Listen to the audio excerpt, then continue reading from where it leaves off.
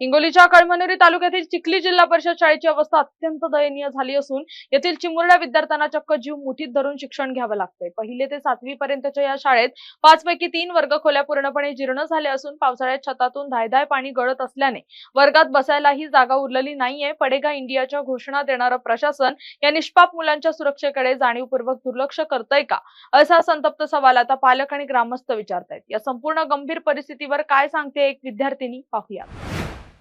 नमस्कार, माझे नाव मनीषा रामराव वानखेडे, जिल्हा प्राथमिक शाळा चिखली जुनी, तालुका कळमनुरी, जिल्हा हिंगोली।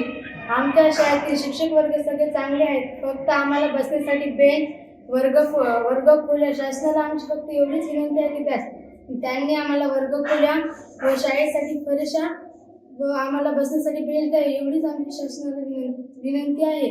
आणि आमच्या शाळेची जी वर्गखोल्या आहेत त्या आम्हाला बांधून द्याव्या, हीच फक्त शासनाला विनंती आहे। पडायला झालेले आहेत त्याच आम्हाला बांधून द्याव्यात। आणि शाळेच्या ज्या भिंती आहेत त्या सुद्धा खूप चिरलेल्या आहेत आणि शाळेतल्या फरशा सुद्धा कुठे फुटलेल्या आहेत। प्रत्येक वर्गामध्ये बसण्यासाठी पाणी पडल्याने प्रत्येक वर्गाला बसायला सुद्धा वह्या बुक भिजतात, आम्हाला बसायला सुद्धा जागा राहत नाही। शासनाला फक्त एवढीच विनंती आहे की त्यांनी आम्हाला शाळेसाठी वर्गखोल्या व शाळेची इमारत बांधून द्यावी, एवढीच आमची शासनाला विनंती आहे।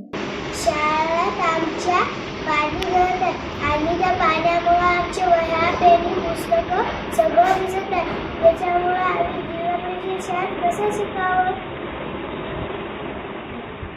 मागणी काय तुझी? आमची मागणी की आमची शाळा चांगली करू।